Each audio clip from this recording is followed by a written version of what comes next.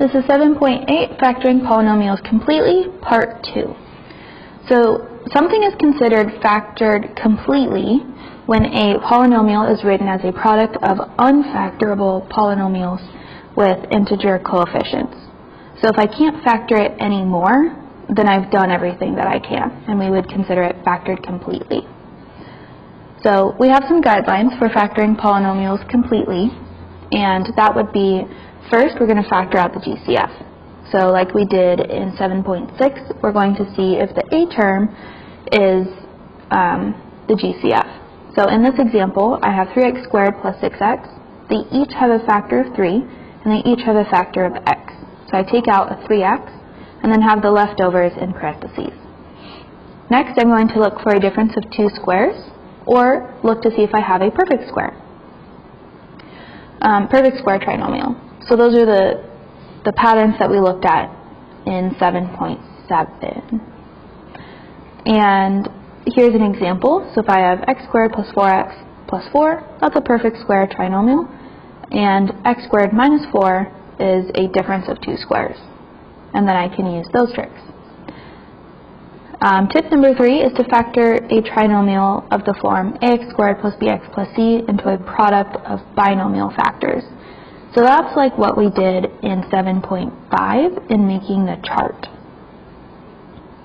And we can factor a polynomial with 4 terms by grouping. So that's putting things with common factors together, so to rearrange it out of standard form, so that x to the third minus x, those each have a factor of x, and 4x squared minus 4, those each have a factor of 4. So I'm going to group them, and the sign here in the middle goes here. And then I can take out their common factors. The ones that you pull out become their own binomial, and then I should have the same thing multiplied by each, which becomes my second binomial. So let's factor 3x to the third plus 6x squared minus 18x. And I see they have a common factor of 3x, so I factor that. And can I think of numbers that multiply to negative 6 that add to positive 2? So factors of 6 are 1, 2, 3, and 6. None of those have a difference of 2. So unfortunately, this is as far as we can go.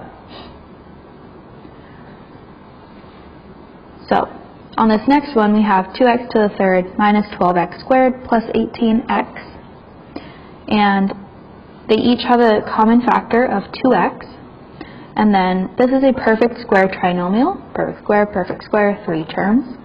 And so I can use my tricks that we learned to have 2x times x minus 3 squared. And now we're going to solve this one.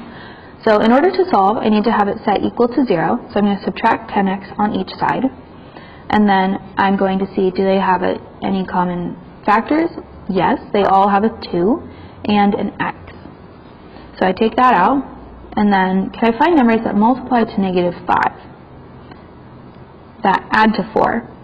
So the larger number has to be positive. So 5 minus 1 is 4. So I have x plus 5 and x minus 1. Now to solve this, I take each part with an x and set it equal to 0. So I have 2x equals 0, x plus 5 equals 0, and x minus 1 equals 0. Then solve each of those for x.